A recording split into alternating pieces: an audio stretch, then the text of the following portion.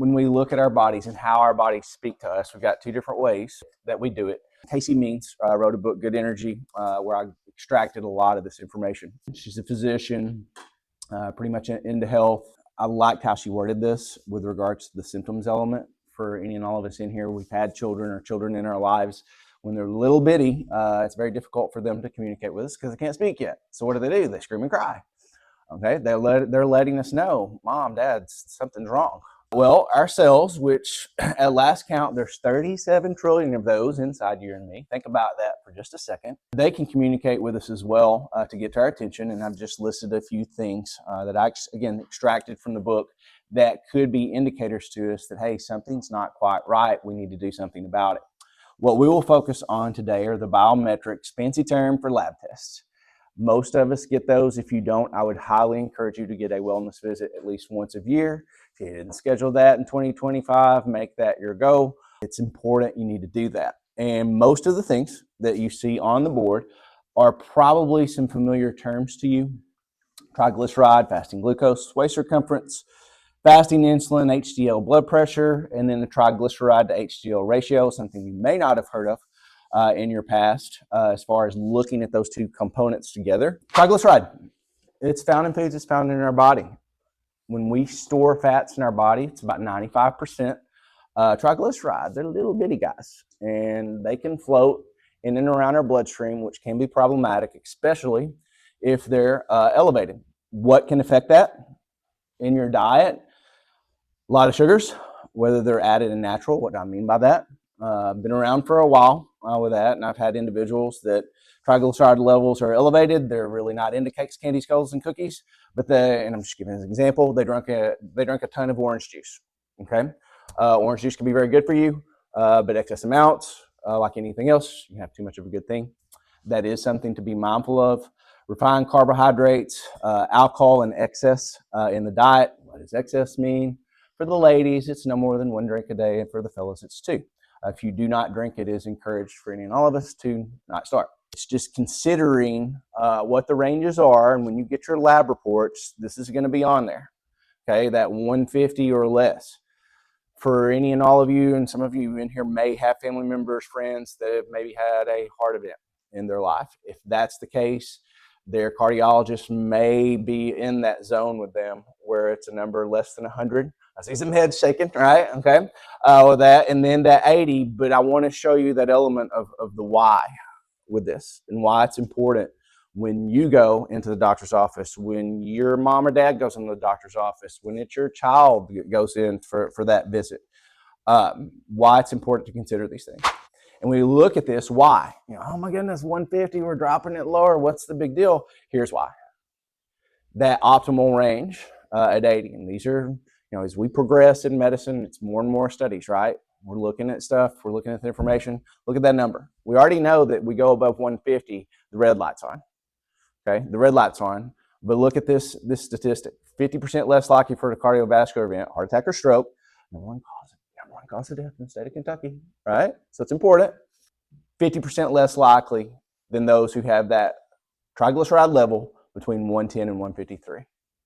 Now, what's the issue with that? You or me, anybody, we go to doc's office and we get that report, we ask for a copy of it, and it's all green line. And what's the message that you're going to get if your triglyceride level is, let's just pull a number, 141?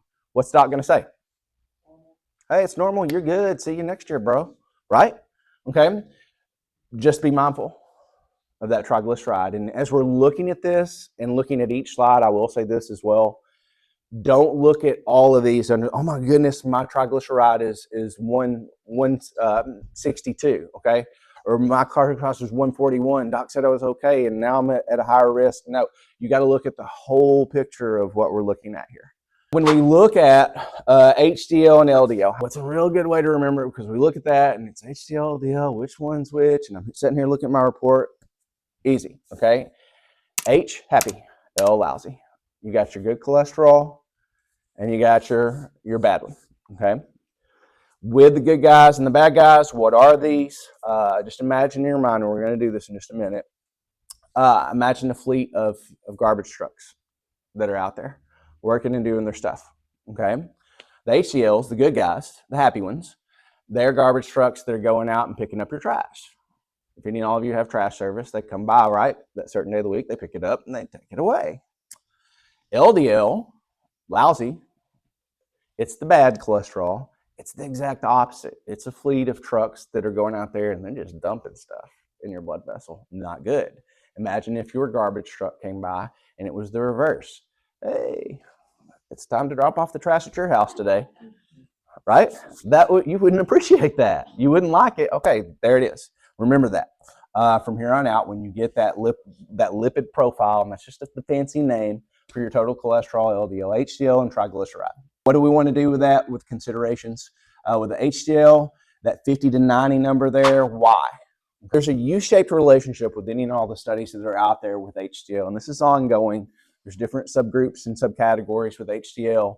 In that, in a nutshell, what we mean by U-shaped, if it's really low, that's not good. And think back to our garbage trucks, right? If you don't have your garbage truck company coming out there and picking up your trash, that's a problem. That trash is going to build up, and that's not good for your blood vessel, okay? Because what would happen inside your blood vessel if trash is building up in it and it just keeps piling and piling and piling and piling up? What's going to happen to your blood flow?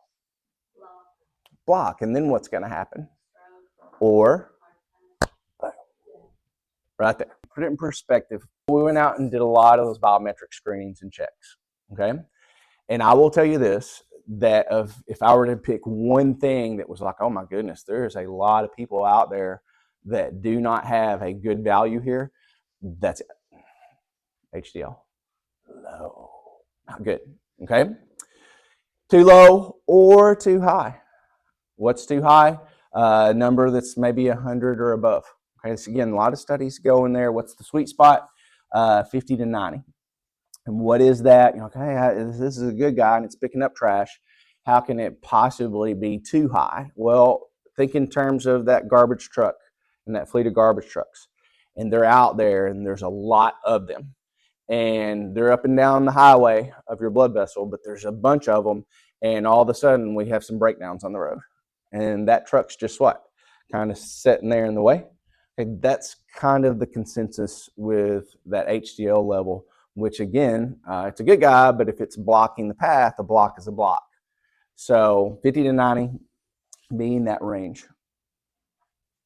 And look at too, smoking, alcohol, lack of activity, poor diet.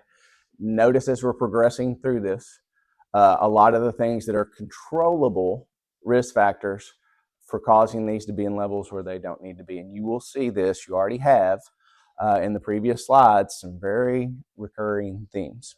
Fasting glucose or blood sugar, diabetes mellitus, DM for short. And notice too, that word that's highlighted, you're gonna see this so much with that. Super important that we know that. The ranges for our fasting blood sugar, ideal range, this will vary if you have gestational diabetes. Obviously, there's some different parameters there. This is just in general.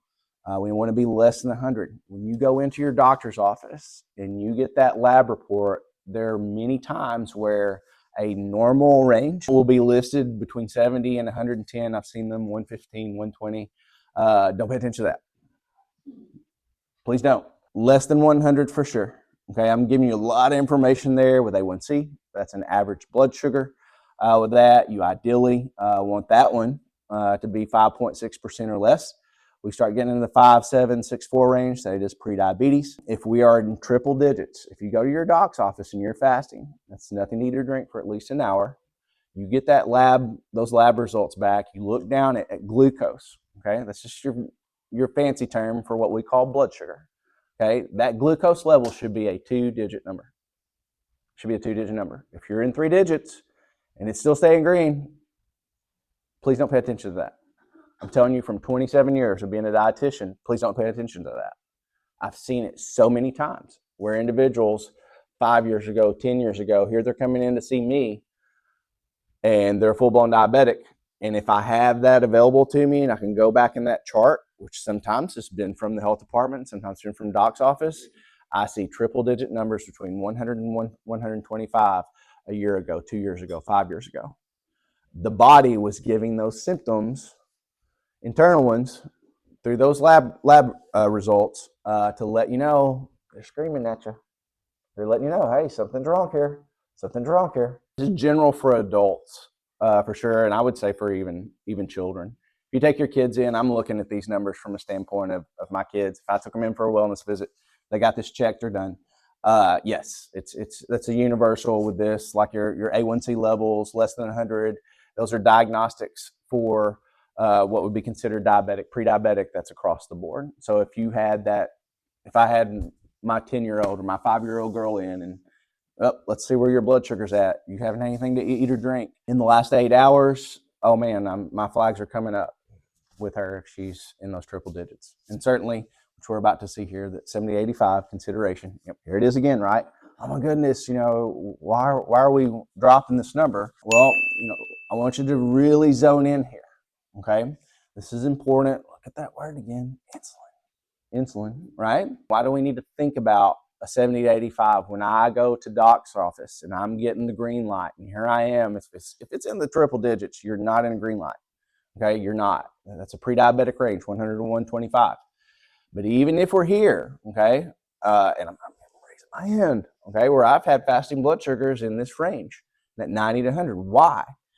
Okay, this is Dr. Mark Hyman developed this term, diabesity. Okay, many of you may have heard this term before.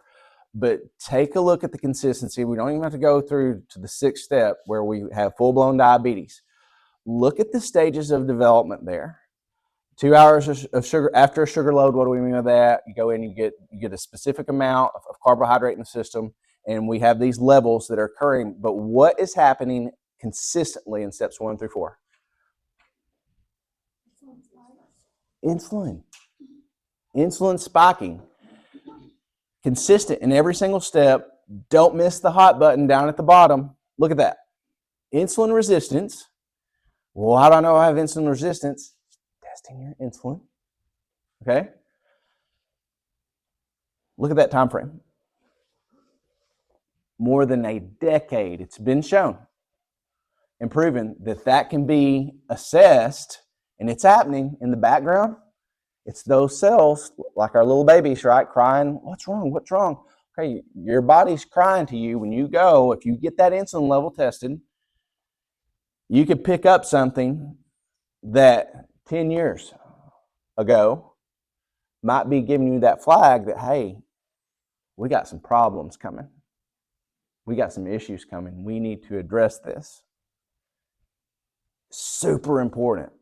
And actually with things that I've read on this, even up to 15 years. What if we went across this nation and let's say we added, hey, that wellness visit, which I would be a big proponent of here from a legislative standpoint or whatever, right? Medical world. Let's get that insulin level in there. Let's not just look at our glucose and get our blood pressure, all important. You're about to see that. With that, let's not just get our lipid levels, which we have for years, total cholesterol, LDL, HDL, triglyceride. No, let's get our insulin levels too. So that if something's coming, we can catch it. You're going to see this more and more with continuous glucose monitoring, which is very commonplace now, especially for diabetics. You're going to see that more and more with individuals, I think, over time, where you might see them, oh, I didn't know you were diabetic. Oh, I'm not diabetic. I just utilize this as a means to keep up with my health and wellness. I'm not telling you have to get continuous glucose monitoring. Personally, I think we can psych ourselves out with too much, okay? But when you go in for that wellness visit, asking and getting that insulin level, not that big of an investment with that. Is it worth it? I think so. Blood pressure, fasting insulin. Here comes that word again, right? Insulin. Elevated fasting insulin, it is a big deal. Look at what can happen when we have too much insulin and that insulin resistance element. We oftentimes think of insulin as what? Being associated with what? Diabetes, right? Guess what? Insulin has other functions than that, and it's a big one, and that is with our blood pressure. Okay? It's on the walls of our blood vessels. It's pretty cool. It stimulates a signaling molecule. It's nitric oxide. Okay? But it's a signaling molecule from the wall of our blood vessels to help it to dilate, to expand. Okay? That is directly associated with our insulin. It signals for that to happen. Just think of insulin as, right, inner peace. Your blood vessels, let's relax. relax, man. Let's relax that so that blood can flow. That's insulin. That's part of its job. And look at that. High blood pressure. We all know this one, right? It is the largest single preventable contributor to death and disability in the world. That's why when you go to the doctor's office, they put you on that scale, right? See how much you weigh, and then when you sit down, what's the first thing they do? Right? But nonetheless, think about that. And yes, we all know if we don't, that 120/80 or less, that's still the standard for blood pressure. But insulin's coming in there. It affects your blood pressure. Waist circumference. Don't worry, I'm not going to call anybody out with that. This is a big deal. It's gigantic. We don't use it enough in healthcare. And albeit a little bit rather rudimentary, if you will, it's still a very useful tool for different types of fat, subcutaneous, visceral, ectopic, okay? Have the definitions right there. Waist circumference is going to measure that visceral fat, okay? And with that, here's your ideal numbers. It sits on top as far as measuring your waist, okay? Your iliac crest, that's just the fancy name for our hip bones. You take your fingers and you go down and you're going to run into those hard bones, okay? If you come around, for almost all human beings, you come around, you're going to be on your belly button. That's where your true waist is at. Do not rely on the pants that you have to tell you what your waist size is. And everybody knows that anyways, depending on the brand, it's going to be different sizes, right? No. You need to, that sits on top of that iliac crest, you wrap it around, you take a big breath in, and you release it. And we get that measurement. And again, you see the less than 40 for our fellas, less than 35 for our ladies. It's just something to consider. It's a little bit more specific. That is no more than half of your height in inches, and I've given you an example there. What is that? Ideal world, look at that, look at those numbers. That's something that you can assess. It's not hard to assess that, and that's yet another element that we can do to kind of assess, hey, you know, where am I at with regards to my health? The higher that number goes, the increased risk factors for developing diseases, conditions like diabetes, heart disease, high blood pressures. So if you got somebody that's 5'10", 70 inches tall, ideally that waist is no more than 35 inches. Triglyceride to HDL ratio, many of us know that. We just went through the slides on that, okay? There is no standard on this, but it's an increasing measure in the medical field and medical world whereby they are utilizing this. I'm giving this to you, whether you're in clinic and working in it and or at your own self. You go and you're getting those labs at your doc's office. You can do this too. It's a very simplistic formula of just taking that HDL by the 92, and we're getting that number. I've given you an example up there. Less than 3 acceptable. Ideal world, we're less than or equal to 1.5. This in the medical field, medical community, look at this statement. It's considered one of the most powerful ratios to predict heart attacks, as well as one of the best ways to indirectly, here's that word again, assess for insulin resistance if we haven't had our insulin tested. And for many of us, we haven't had that done. So what is this? I'm giving you a tool to put in your toolbox. I'm giving a tool to put in my toolbox. When I go to the doc's office, hey, here's my numbers. You leave here today, go pull those back up, look at them, and do a little bit of division on yourself and see where you're at. If I'm floating a number that's above 3, next time I go in the doc's office, maybe I need to think about getting my insulin level tested. Okay? Again, put all these puzzle pieces together with these numbers. AN, acanthosis nigricans. AN, you leave here today, you can check for it today, you can check for it tomorrow in your household. You can do it. If you and I went to Walmart right now, and it would be weird and people would think we were crazy, hey man, what's up? You mind if I look at your neck? But I guarantee you within a half an hour, if you and I went and sat on the bench and just let people let us do it, I would say we wouldn't have to go more than a half an hour. We'd probably see it. The youngest that I've seen it, 3rd grade. I'm giving you real life examples. 3rd grade child who, by the way, did develop type 2 diabetes when they were in middle school. It's realville. But this is so easy to assess that. It can occur in the folds of the body. It can be in the neck, knuckles, armpits, groin area, knee. Give you a short, I know we're getting close to time here, but I want to give you a real life example. Team Ultra this year, South Marshall Middle School. We do this lesson every year. And yes, never underestimate the power of the human brain. Okay, and that being a child, 3rd through 5th grade, they might not know how to spell this. They might not know how to pronounce it. You'd be surprised. Many of them can pronounce it, and by memory, they can pop it up. Oh yeah, we call it AN, right? And what's the take-home button? Oh yeah, that could be, if that's present, that could be associated with possibility of diabetes. They get that. They know that, and they have for years. I had a young lady, this was in November of 2025, this year, we're doing this lesson. Eyes get big. My sister's got that. My sister's got that. I'm like, well, it could be, maybe it's a rash. That's what most people think, by the way. Oh, it's a rash. We've eaten something. I'm allergic to something. Oh, yeah, we got a new detergent this week. Maybe that, nope, it doesn't go away. It's 2 weeks later, for whatever reason, I think it was around the holidays. I did the lesson. I remember in my head, we're coming in, I'm doing the next lesson. She says, hey, I went home and told mom and dad about that. They got a doc's visit scheduled, took in little sister. It was AN. Wow. She goes, hey, we're all right. She was like, oh, she goes, all the cookies and everything's coming out of the house. They're taking it seriously. Yeah. Excellent.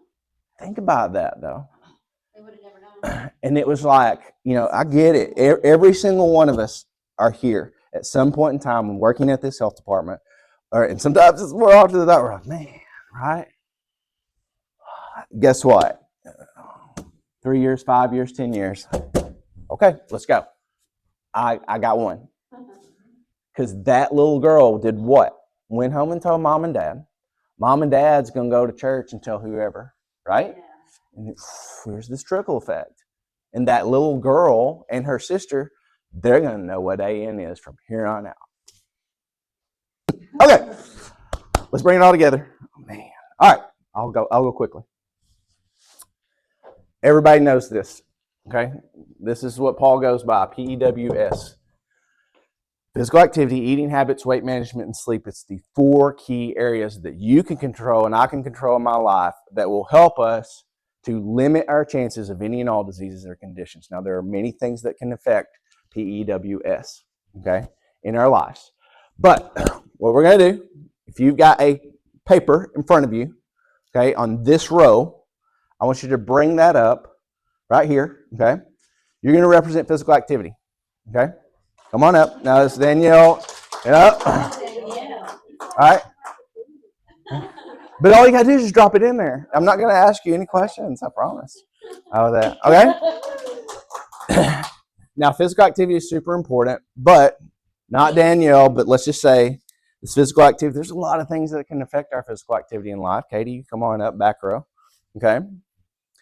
And you can name a bazillion things, right, with my physical activity that could affect it. Maybe I have some restrictions. I've had a surgery, okay? Maybe, that's stuff that's preventable. We'll go preventable here. That, I spend a lot of time on this little deal and I'm sitting all the time. Okay, that's my physical activity. Okay, my eating habits. Who's my, yeah, right here. Okay, come on up with your eating habits. Jenny, you're coming up next, so you can come on, or no, Haley, you're coming next. We should have a 4 and 4 back there. Eating habits, you can come on up, Jenny, or Haley, good grief, I'm skipping over you. Yeah, just drop that in there, with that. Yeah, dropping that in there, right? When it comes to our physical activity and eating habits, I'm giving you some hot buttons, because I know I'm running out of time here. Rule of 52 at people. Rule of 52 at their 50. I'm going to give you the quickness here, okay? It's all about time. It's all about time. Rule of 52 is this. There are 52 weeks in a year. If you walk out of here today and you're 1 day a week, 1 minute of some form of physical activity that's outside of your normal day and outside of your normal routine, you add 1 minute a week and you add a day every 2 months. Lo and behold, you're 6 days a week, 52 minutes a day, 1 year from today. Well, how'd you do that? 1 minute at a time, 1 week at a time. Eating habits. 2 key things. Everybody's up in the buzz. I thought about you, Billy. I was in a meeting somewhere, some way in health department history that you said, I've been around for a while. You're a very educated man. You have several degrees, whereby it's something where all the theories, you've been around long enough that they just kind of circled around each other and, hey, we need to do it this way. Nope, we need to do it that way, right? Okay. Well, guess what? The new food guide pyramid came out. And I'm like, okay. I thought about you. I was like, full circle, right? Let's just get on it, okay? I don't get all caught up in no disrespect to the powers that be out there, but I'm like, okay, I'm just a kid from Olive, and this is what I think, okay? Added sugar. There's two things that you need to do and I need to do. Added sugar, we don't need a lot of it in our diet. Cakes, candies, colas, and cookies are good. I like Mellow Yellow every once in a while. But we don't need a lot of that day in and day out. HPF, what's that? Highly processed foods. What's a good general rule of thumb on that? Less than or equal to 5 ingredients on your ingredients list, and it's better if it's just one. Boom. You're eating meat, you're eating vegetables, you're eating whatever. Added sugars, highly processed foods. Two key things. Whether the pyramid's upside down, it's right side up, or it's sideways. W, weight management. BMI, it's not the end all of all things, but it can be a factor assessing our overall health and wellness. Waist circumference, we went over that. And when it comes to weight management, okay, again, I'm hitting some high buttons here. I'm just going to give you an example. You know, you've got somebody, and I'm going to make my math easy here, that they're 300 pounds. And let's say a healthy BMI number for them is 150 pounds, okay? They're looking at, oh my gosh, right? Okay, let's start kind of rule of 52. Be the turtle, don't be the rabbit in life with that. Aesop's fable, it serves us well. 5 and 10% of the time, okay? 5-10%. We go 5% down from that 300, that's 15 pounds. I'm 285, okay? That's more doable. If we go 10%, okay, of that 300, I'm going down to 270, okay? Lots of studies out there, diabetes trials, you name it, that magic number, 7%. Me personally, and even outside of diabetes, when it comes to health and wellness and reducing a lot of these numbers that we went over today, if weight is an issue for somebody, 5 and 10% drops, substantial increases in health in the short term and long term. We are subject to our activity tracker and our BMI trackers at this health department. I didn't just magically pull those numbers out of the air. When we developed this, there's science behind it. Why? Hey, everybody knows in here, right? Hey, if my BMI is higher, dropping a couple of points, do a little bit of the math on that, we're into that 5 and 10% mark. There's science behind that. Okay. S is sleep. Okay. Oh my goodness. 79 hours for us as adults. NSF is National Sleep Foundation. It's a really good site. Leptin and ghrelin. Those are two hormones inside of our bodies, male and female alike, that when they go off kilter, here's what happens. Leptin's made in your fat cells. Ghrelin's made in the lining of your stomach. Leptin will go really low. Ghrelin will go really high. And I know I'm giving you all these specific things here, but here's the take home with this. If I'm not getting enough rest and enough sleep, I'm going to be hungry more often. And when I do eat, I'm not going to be getting full. Put both of those together. I'm hungry all the time, and I'm not getting full when I eat. Those levels are offline. Where's it coming from? Lack of rest, lack of sleep. There was a very large study done years ago, male and female. What was the variable? They brought them in. These were adults, and they were good sleepers, 8 hours a night. For 7 days, they restricted their sleep to 4 hours a night, 7 days in a row. Before they started the study, they got baseline lab work, pre and post. There was a statistically significant difference in the results of the study. I think it's like 700-800 people, whereby pre-diabetes, that's a fasting blood sugar, you now know that, right? 100 to 125. These people did not have any blood sugar issues, and their fasting blood sugars in just 7 days of lack of rest, lack of sleep is elevating. Sleep is important. Super important. I've had patients come in over the years, I'm asking you about that, and they walk out thinking, oh man, it's going to be rice cakes and water. No, sometimes they walk out and their number one goal, if we're talking and chatting, we gotta get that head on that pillow. Even if it's just a little bit at a time. Super important. Super important. Last but not least, what's my take-home buttons? Okay, I've got 1 and 3 circled. You can do that. AN, you got it now. From here on out, it's your niece, it's your nephew, it's your kid at home, it's you. You can check for that. May not be AN. We have different reasons why things, but you've got that now. Waist circumference, same thing. You can do that, okay? If we're in the clinic, we can do this, okay? Triglyceride, HDL, insulin, yep, a little bit different, but we need to go for that wellness visit. You need to do that. every single year of your life. You need to do that at least once and take the things that you get, even if it's not the insulin levels. Again, highly recommend it. You need to do that. Last but not least, and I'm requesting that this be put on the official acronym. Okay. Because everything's an acronym, right? It's a silly way, right? North, south, east, west for your compass, right? Never eat slimy worms. If you get it mixed up, just go clockwise. Never eat slimy worms. That's how you can remember your compass. This is just the funny way to remember what we talked about today. Hey, watch your waistline when you go eat Thai food. Waist circumference, triglyceride, HDL, acanthosis nigricans, insulin. You need to remember that when you go to doc's office. Remember the Thai food. Watch your waistline. Thai food can be very healthy, but there's a lot of things. You get that Thai tea, that added sugars in there. Boy, it's tasty. Those fried rolls, fried rice, good stuff. But you got to watch it, okay? Nothing against Thai food. I like to go out to eat too. With that. But again, it's just a funny, silly way. Remember your waist when you go out to eat Thai food. What? Okay.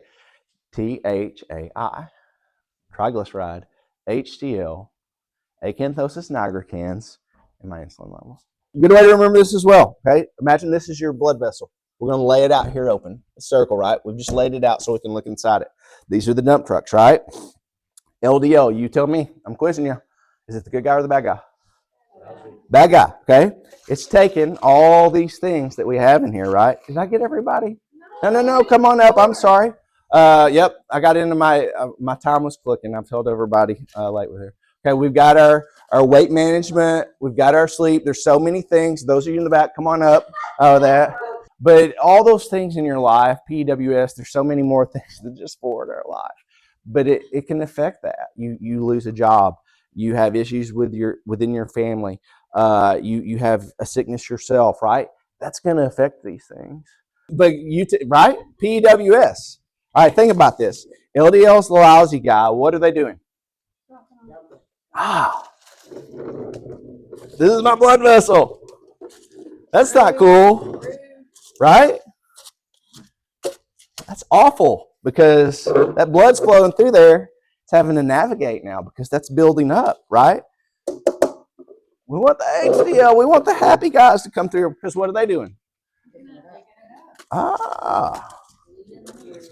And some of this trash that's in there is that triglyceride to HDL ratio, right?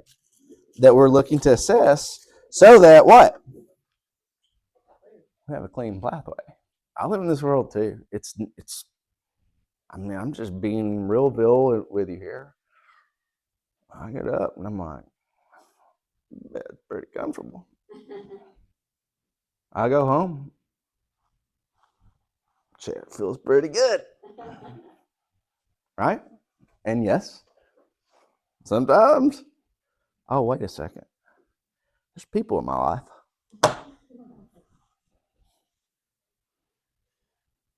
All right, thank you.